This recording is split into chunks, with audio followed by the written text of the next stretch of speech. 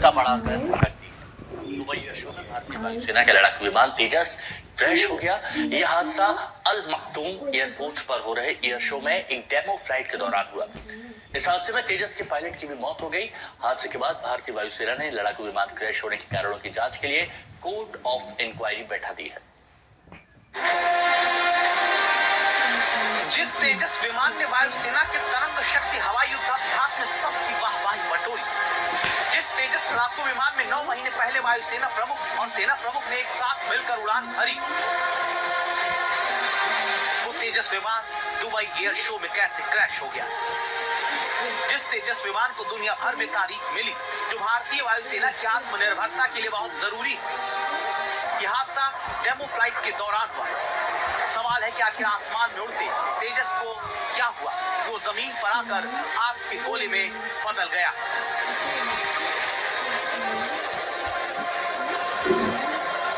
अब आपके सामने 4 दिनों पहले तेजस की उड़ान भरने की तस्वीर है, जिसमें तेजस ने पूरी ताकत और शान के साथ अपनी उड़ान पूरी की।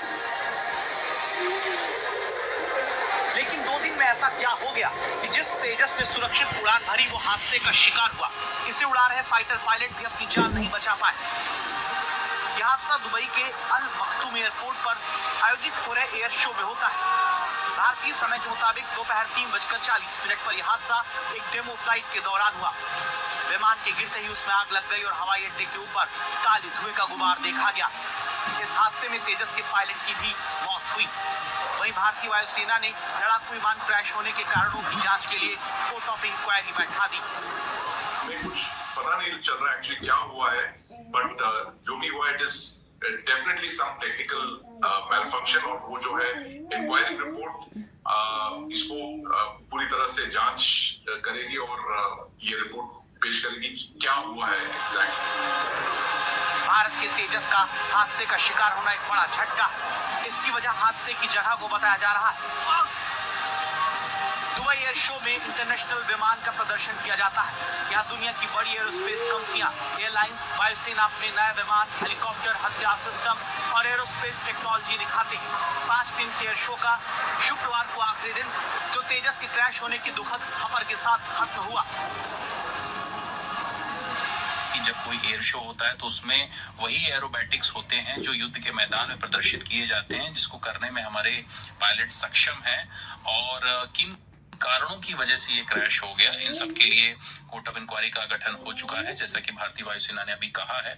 और इन सब चीजों की जांच होगी। जांच में ये पता लगाया जाएगा कि क्या वो कारण थे जिनकी वजह से ऐसा क्रैश हुआ। हादसे से एक दिन पहले सोशल मीडिया पर दावा किया गया था कि तेजस फ्यूल लीक की समस्या से जूझ रहा था। हालांकि रक्षा मंत्रालय ने दावा किया कि तेजस का तेल रिसाव वाला वो वीडियो फर्जी है। भारतीय वायुसेना ने इस दुखद घटना पर गहरा शोक जताते हुए कहा कि वो इस कठिन समय में मृतक पायलट के परिवार के साथ मजबूती से खड़ी। हादसे के कारणों का पता लगाने के लिए कोर्ट ऑफ इंक्वायरी गठित की जा रही है। अब सबसे बड़ा सवाल ये कि तेजस क्यों क्रैश हुआ।